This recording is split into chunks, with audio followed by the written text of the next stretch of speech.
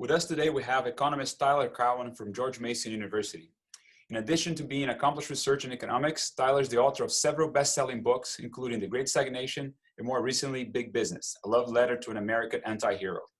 Tyler is the author and co-author of one of the best economics blogs out there, Marginal Revolution. He writes a weekly column in Bloomberg News and is also the host of a great podcast, Conversations with Tyler. Tyler, welcome to Policy McCombs. Happy to be here. Thank you. Let me start by asking you a couple of questions on big business. So let's just go to the title. Like, you call big business an anti-hero, and what is it to love about it?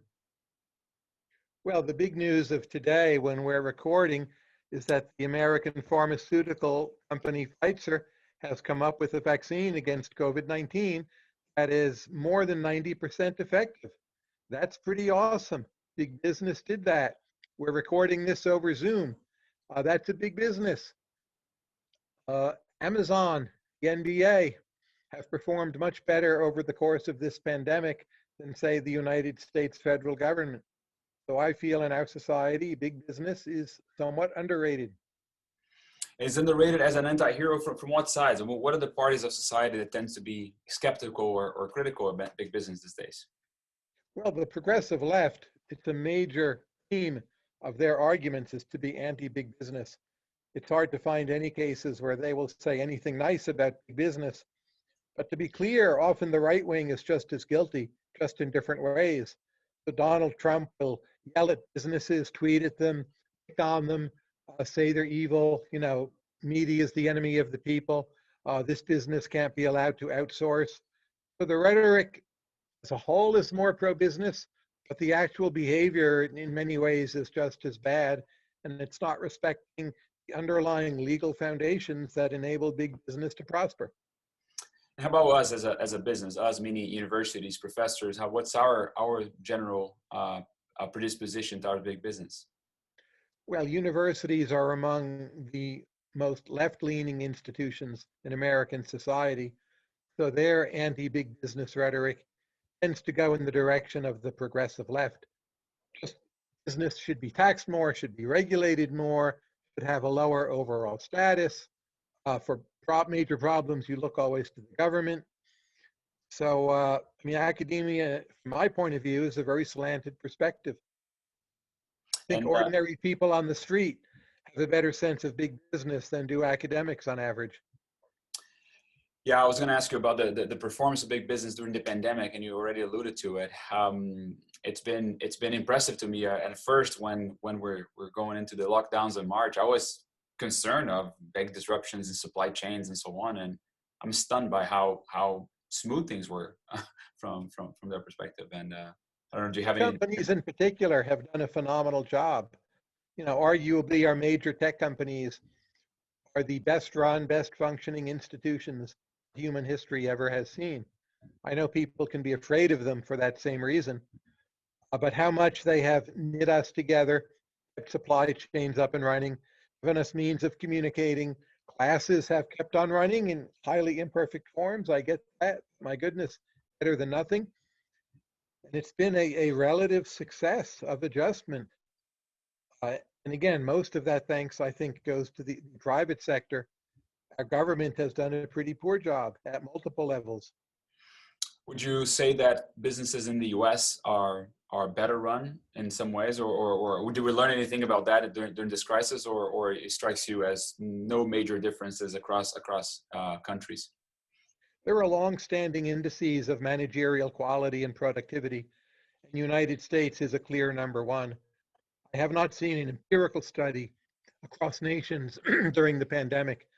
It seems intuitively obvious to me American business, because it is so strong in tech, has really done remarkably well and almost certainly extended its lead in those regards. So just to close on this one, the news of today, the Pfizer news, but it was also a news from a smaller bio company in Germany, right? Correct. Founded by two immigrants, children of Turkish guest worker parents. Amazing.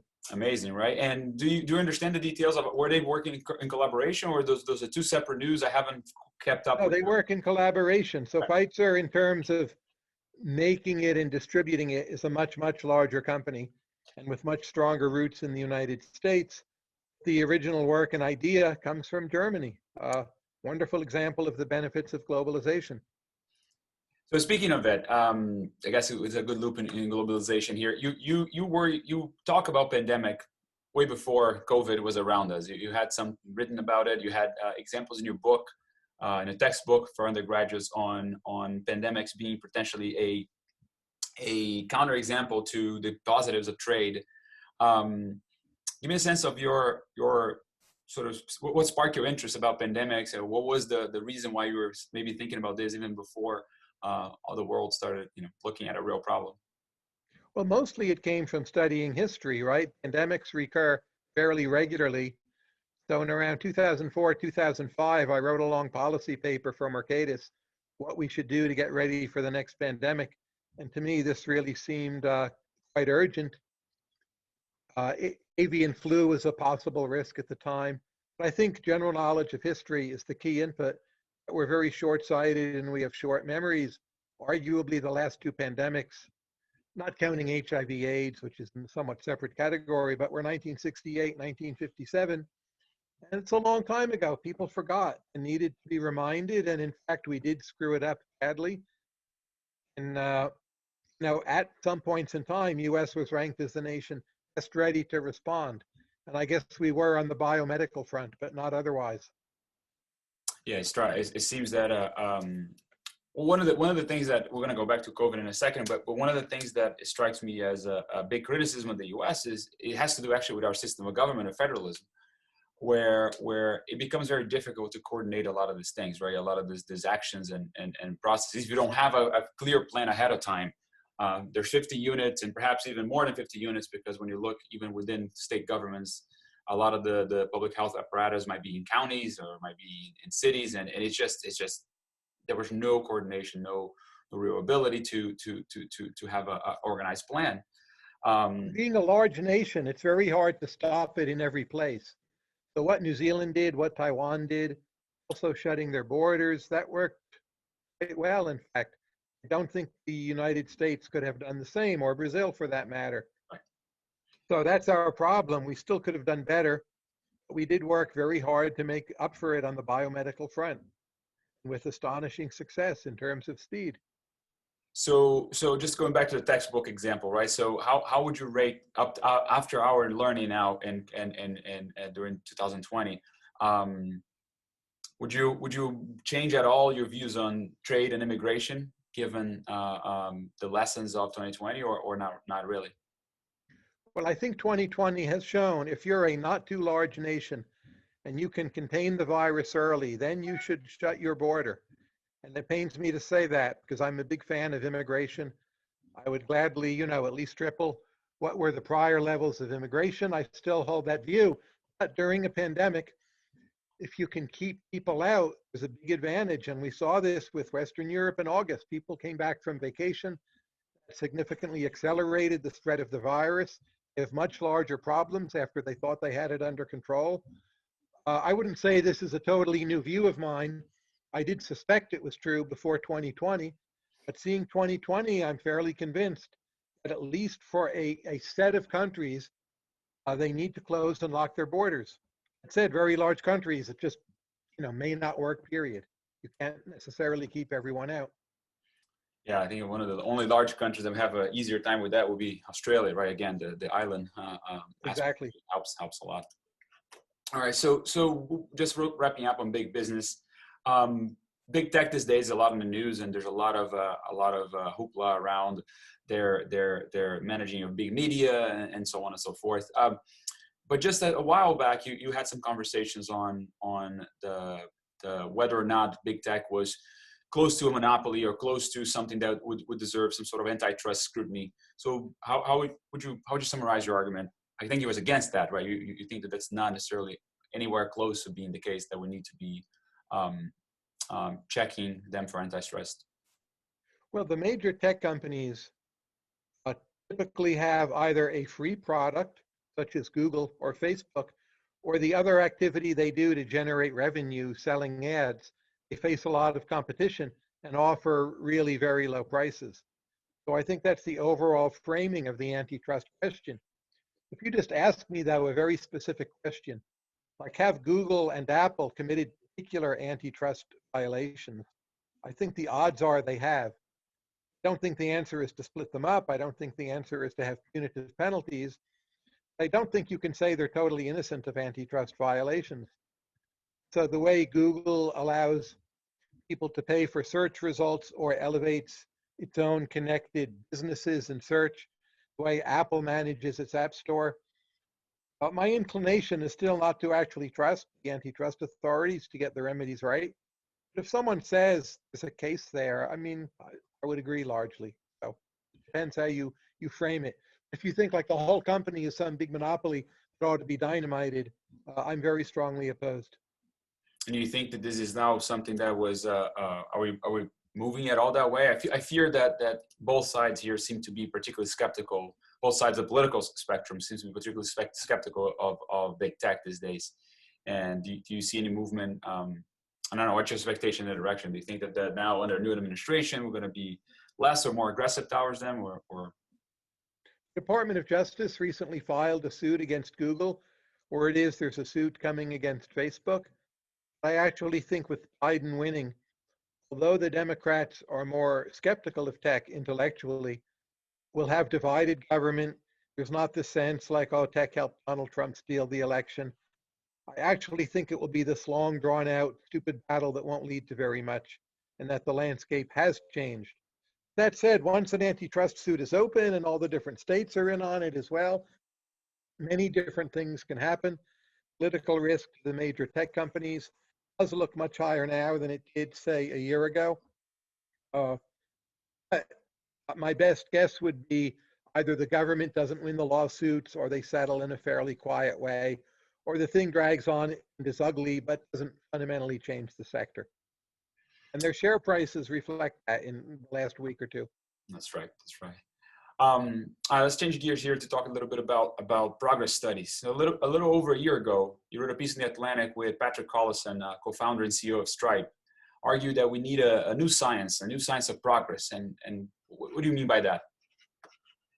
Well, as you're an academic yourself, as you know, so much of academic research is to carve out a small piece of territory that will get you good enough letters to get tenure and no one will really object to. I would like to see fewer people do that and to produce synthetic knowledge that has direct practical value. And say within economics, my field, I think the field economics of science, right now it's not one of the top 20 fields. I'm not sure it's one of the top 40. I think it should be one of the top 3 fields, say. That to me would be progress studies. So people can point and say, oh, this person's doing this, that person's doing that. That's true, but there needs to be a fundamental elevation and revaluation of research work relevant to progress. I think we're actually starting to see some of that, but I'd like to see a lot more. So when you say studies related to progress, just like trying to understand the cause and effect of the progress that we have experienced, or Right. So every economist, in my opinion, should spend a fair amount of time studying what caused the Industrial Revolution and what caused the East Asian economic growth miracles. It's not that I feel I have the answers or that everyone has to agree. Those are now topics that many people study, many people don't think about much at all. To me, those should be totally central to the curriculum.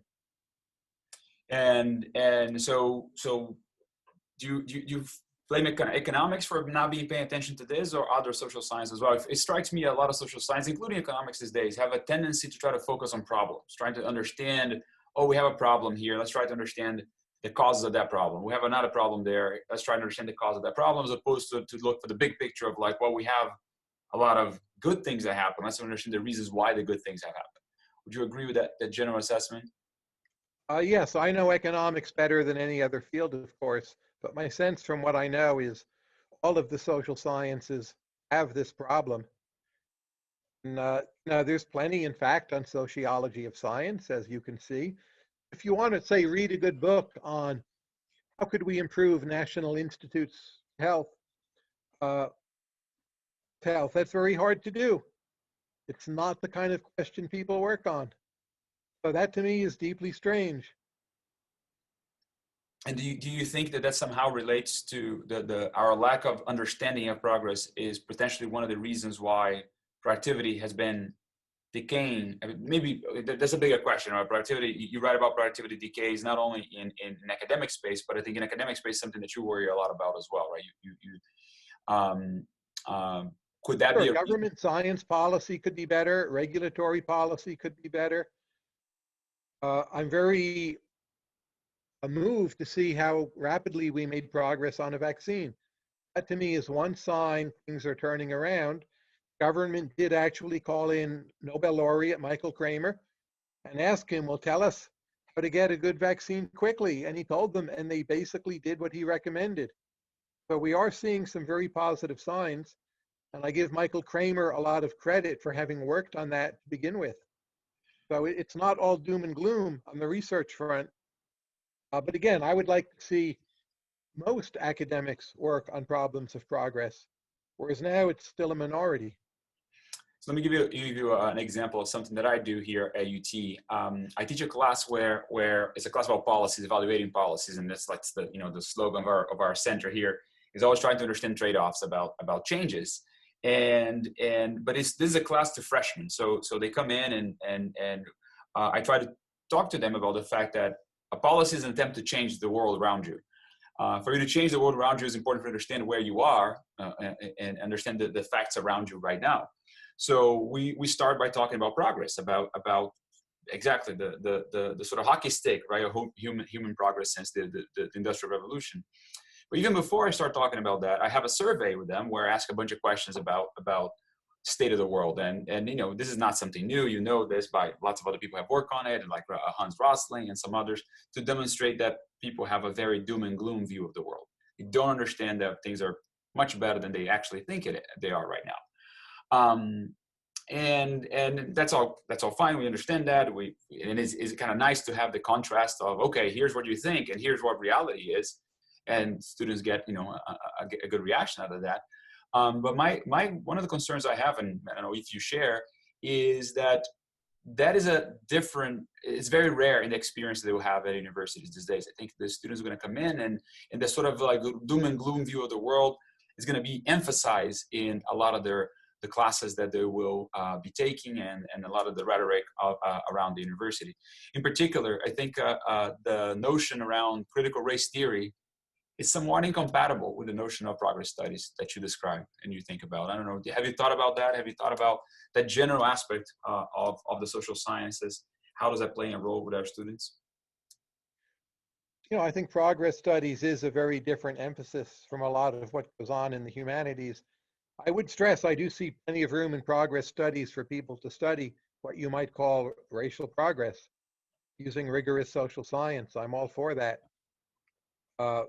Critical race theory to me seems like a less constructive emphasis. So, that would be another area.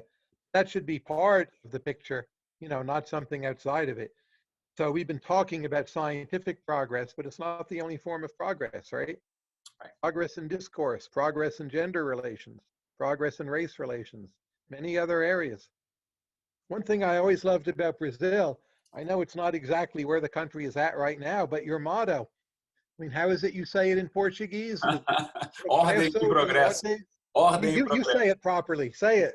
Ordem e progresso. Yes, and what does that mean in English? So it means order and progress, which, by the way, my wife, she's an American. She's like, oh my God, that's the most fascist thing I've ever heard in my life. So she thinks it's a fascist model. but I can see, I understand. Go ahead. Brazil, early in the 20th century, fell in love with modernism. Not always its better sides. There was too much Auguste Comte in the Brazilian mentality. But this idea that it was a nation committed to progress, you do see in like the dams, the scale and scope of building, the ambition of what the country can be. It doesn't always work out well. I get that. But I've long admired that side of Brazil without wanting to embrace every part of how Brazil has done it. We used to call Brazil the country of the future, and the future never arrived for us. That's one of the problems we face. But we still are the country of the future. It used to be a thing that people say in Brazil quite a lot. All right, let's turn to the pandemic now. And first of all, let me thank you for the amazing coverage that Marginal Revolution has had in terms of just so much good stuff there, and learning a lot about what was happening in the world, following through your work with Alex. Yeah. It's been really great. But I want to get back to March, and I'm, I was looking forward to have this conversation with you because I was a little bit surprised by your, I guess if I were to predict your reaction to what we saw in March in terms of government interventions, I was surprised that you were less skeptical of their value than you were quickly. So help me understand your thinking through that, thinking through what we saw in March. What are the things that you're looking at? What were the initial maybe epidemiological models? What are the evidence that you're looking at that made you so convinced or more convinced that the strong actions that governments were taking were somewhat justified and warranted? Well, I don't think all of those actions were warranted, just to be clear. But keep in mind, back in March, we understood much, much less about COVID-19 than we do now. So just to mitigate risk, I thought that was a case for locking down many things, not all things. We had seen two particular cases. One was Wuhan, China, where the number of deaths was very, very high. And the city completely had to grind to a halt. And then there was Northern Italy, where again, you had a much higher death rate than what we've seen since then. And the beginnings of the problem in the US came to the New York City area, where again, the death rate was quite elevated. And I thought, and still think, at that time in March, the idea of locking down a significant fraction of human-to-human interactions through the business sphere was the right thing to do. I think if New York City had done that 2 weeks earlier, we would right now be in a much, much better position with many fewer casualties, much less spread, much less political disruption. And the northeast of this country didn't lock down soon enough. But there were all kinds of crazy overreach, like, oh, you can't go to the park.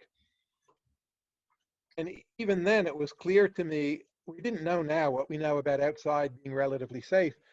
But, people going to the park is an outlet. It will stop them from doing other more dangerous things. So we way overreacted. That general kind of response, I still think, was the right thing to do.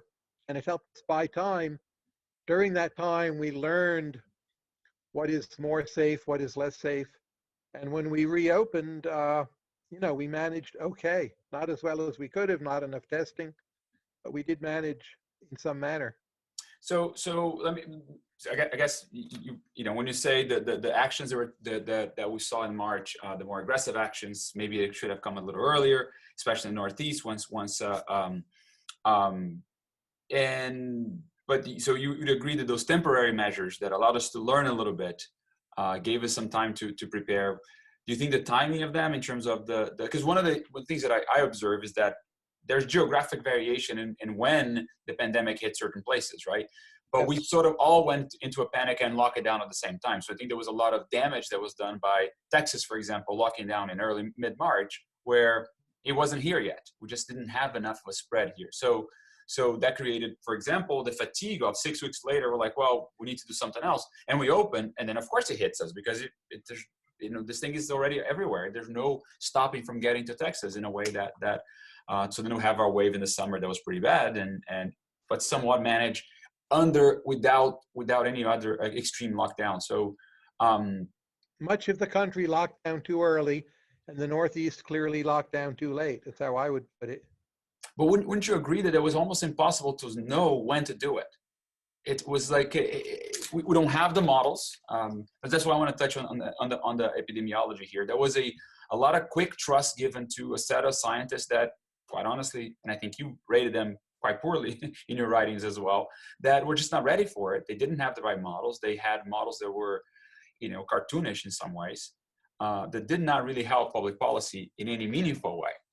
Sure, but I wrote at the time, most of the country is locking down too early. So I don't think it was impossible to know that. And if we had taken that first 2 months and used it to build up testing capacity, it would have been quite easy to know when different places should lock down. I don't think one should infer from all this, well, the whole lockdown was a mistake. We did many parts of it badly. We could have done it much better, obviously with more testing, but even just more common sense. And It's not what we got. And I agree about lockdown fatigue completely. So by So the time these places maybe should have been locked down, they were like, gee, we did this 4 or 5 weeks. We lost a lot of jobs. We got nothing. We still don't see any virus. We're not going to keep on going. That's understandable. right, and that I think created a whole problem of any kind of attempt to do something later would be very difficult, right? Because the prescription of that policy in the first place didn't do anything other than harm. Mexico, yeah, Mexico is a country that didn't really lock down at all. And their casualty rate is very, very high. So again, I think some degree of lockdown was called for. I wouldn't, even the bad way we did it, I wouldn't trade in our response for that of Mexico. Brazil also had trouble, as you know. Yeah, but I actually think Brazil is in some ways did somewhat relatively the same as the U.S. and which is striking to me that a country that starts with a much lower health status and doesn't have as good hospitals, doesn't have enough healthcare capacity, has been able to manage at the same level of death per capita, I suppose. You have no winter, right? Practically speaking. And We that's a have no huge winter practically advantage. speaking. That's right. That's right. And we And had our worst problems in a coldish part of the country when it was still quite cold. So the seasonal variable, in retrospect, seems more important. People mentioned this at the time, but it does seem a bigger deal. right. So you think that the surge that we're seeing right now is mostly coming from that? The surge in the United States, yes, Yes, and Europe is it's weakest in the South, but the European surge, it's seasonal, but for a different reason. I think it's August vacations and subsequent spread rather than and not necessarily being cold. The European Mediterranean is not really that cold right now. Parts of it are having very severe problems, and that seems to come from vacationing. And how do you look at what the UK is doing right now, or other parts of Europe? Do you think that their lockdowns are still the right prescription? They're locking down too many things too severely. Again, it depends exactly where you mean. So you say the UK, but Scotland and England are themselves in very different positions. London and the North are in very different positions. If someone says Liverpool needs a pretty serious lockdown, I'm inclined to agree. It doesn't mean the whole country should lock down everything, and Scotland probably shouldn't lock down much at all. So it's really a very finely grained set of decisions, which most countries have not done so well with. Right, they've been too blunt and too centralized in some ways, right? Not taking advantage of the information locally. So, would you say that the U.S. again, going back to our discussion on federalism, that maybe the lack of coordination might have hurt us, but perhaps the lack of coordination also gives us the ability to do the implementation of these policies in different ways and different times, potentially if needed. Yes, I think our response in the long view of history will look somewhat better than it does right now. That's interesting. Now, let me ask you about economists during this time. You saw a lot of a flurry of papers by economists early on, papers on trying to use a lot of the. I mean, if you look at epidemiological models, they're not very different in the use of partial differential equations, for example, than a lot of economists use in macro for that matter. So you saw a lot of macroeconomists writing papers early on trying to modify the models that were being put forward by epidemiologists. And so that was kind of a positive thing. I think the field of economics came to the help of this new problem that not a lot of people thought about and provide a good knowledge. Now, I don't see those papers or that knowledge really being put forward in front of policymakers. I think that the epidemiologists that were the first ones that policymakers talk to are the ones that are talking to them right now still. For whatever reason, they're the experts and they're the only ones the policymakers look to. So how would you rate the response by the profession, by the economics profession on so that was a positive, I would say. But I think that they have been not as vocal or as participant in the decision-making process as I would have hoped. I don't think those papers have had impact, as you were saying. I think the problem is fundamental. I guess I do blame the profession as I would blame epidemiologists. The key decisions are about what we would call public choice. Like, what will people actually put up with? Right. Is this sustainable? So you can solve for the optimal whatever, at the wazoo. But if you don't have a sustainable plan, people will rebel against it, as they did in Europe, as they did in many parts of this country, not Vermont, I get that. So it should have been public choice economists doing the work. So I don't think our response on that was helpful. It was not worse than the epidemiologists.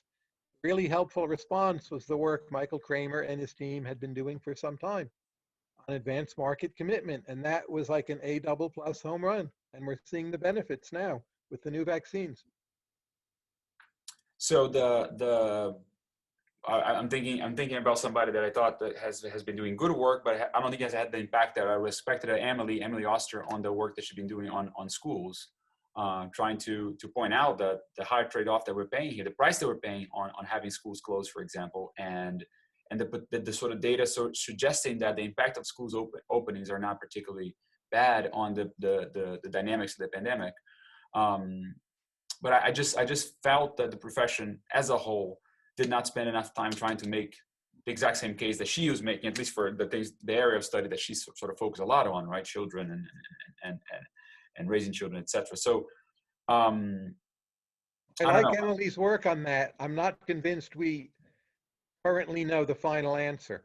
Oh, I agree that we don't know the answer, but we do at least have some information that, I mean, maybe I am too skeptical of the value of lockdown, in particular for younger folks. But I think we learned some lessons throughout the process. I think there's variation already on school openings versus school closings. There's variation on what universities did, and we observed that the variation doesn't seem to correlate very strongly with any big improvement or big worsening. I think that there a lot of it happens the way it's going to happen, and we don't have much control over it. So the attempt, at least, to put that information together, even though I agree with you that we don't know the final answer, will be very helpful to help mitigate the process. And I don't think we saw enough of that coming from the econ profession.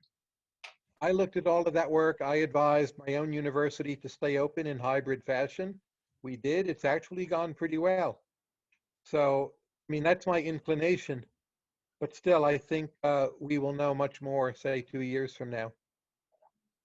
That's true. Once everybody's vaccinated, and we are exactly. Yes.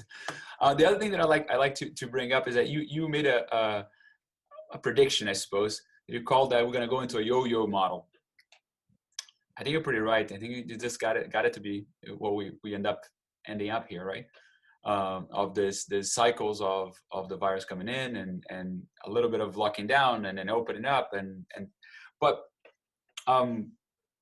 the very beginning, without a massive testing process, nobody seemed to be being capable of doing in a way the test and contact trace necessary to really put a lid on the pandemic.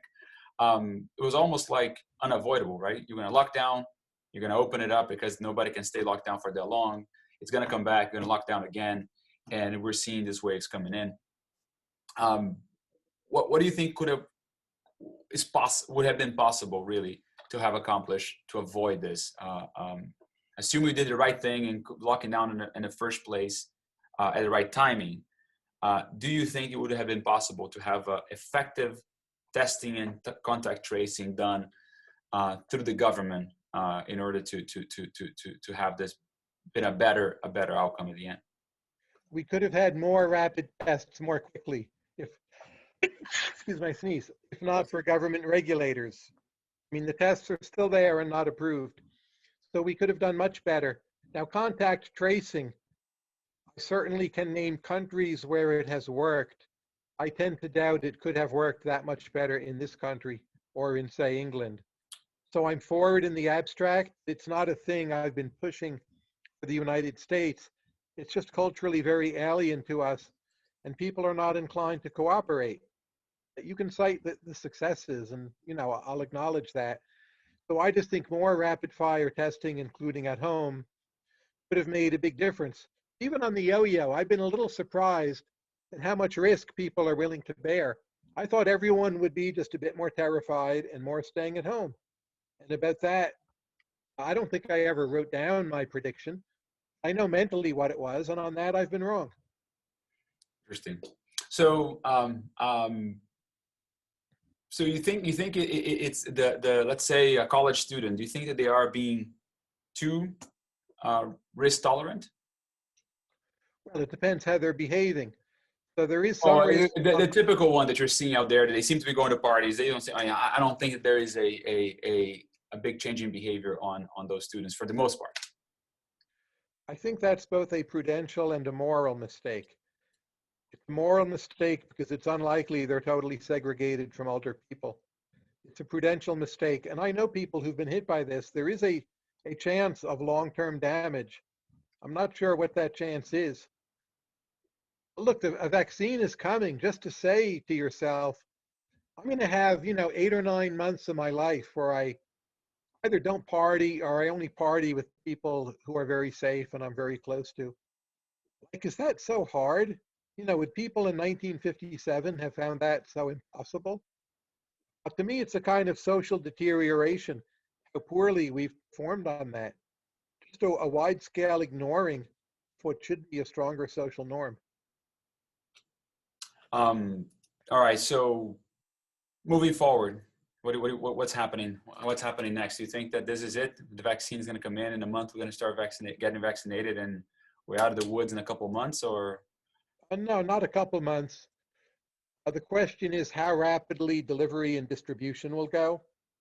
Given our performance so far, it probably will take somewhat longer than people are thinking. So, maybe kind of normal Americans are starting to get vaccinated in March, which is more than a couple months. It's within sight. And then how many people will want it? How long will it take? How will the cold storage facilities work? There are still major, major challenges. This is a very definite turning point. To think that an awful lot of things will be normal by September is, well, not a certainty. It's the best default assumption. Someone just invited me to give a talk in Wyoming in late September. I'll think about whether or not I'll do it. COVID, if I say no, it won't be because of COVID. So in that I actually didn't have that question, but you mentioned this, and I think this is a good point. Do you think we're going to see a big change in our business now, individuals, in particular universities, and going around giving talks? I find it what we're doing here today. You're visiting us, at Texas. Of course, we're missing a big part of those interactions. It'd be nice to have you here, have you go to lunch with us, talk privately, and so on. But I think we quickly turn into this model where we have these conversations over online. You're going to give a talk online this afternoon, and lots of people can show up and watch later because it's recorded. Do you see a big change coming our way? I mean, the sort of like permanent changes staying? I see a big permanent change. If you mean business travel, business conferences, and academic talks, I think at least a third of the physical travel will never come back. And it's a lot. How about I classes? think ultimately for the better. I'm not saying it's for the better right now, but you'll have greater choice. So people who want to travel can travel.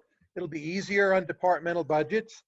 And you'll have these other people, like we all know Zoom, and no one will think it's weird. And you'll have all these great Zoom talks. So it will have ended up as a pretty wonderful adjustment. And how about the teaching side of it?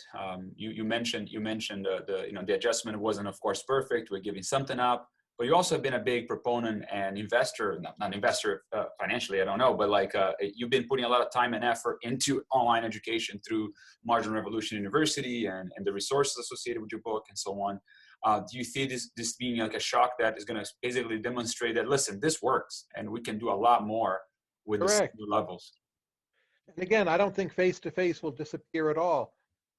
If you do 25, 30% of your degree online and you live on campus and you have all those other benefits and you get to know your professors, that will be the world to come. And again, I think after some while, it will be clearly better than what we had been doing. I just fear that universities are so conservative and so tied to the ways they do things that they're going to fight it off.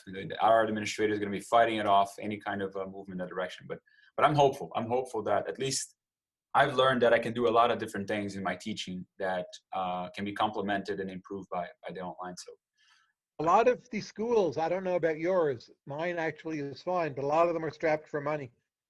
So when there's a cheaper Zoom alternative, I mean, they're conservative, they're terrible, they're bureaucratic, it's all true. At the end of the day, this forced their hand. And then the fiscal constraint, it's going to stick, some of it. That's true. That is true. All right, before we wrap up, I mentioned my wife earlier. She's a big fan. She made me promise that I would do a round of underrated, overrated with you. Of course. Is that okay? All right. Absolutely. All right, so we'll start with a tough one. Climate change. Well, you need to specify what Okay. exactly the question is. The risks of it are still underrated, if that's what you mean. Because I think the pandemic has shown we're fools in how we respond to crises. So whatever you think of the objective data, I would say the human response as a problem is still underrated. We're not going to respond optimally. So I say underrated as a problem. Underrated as a problem.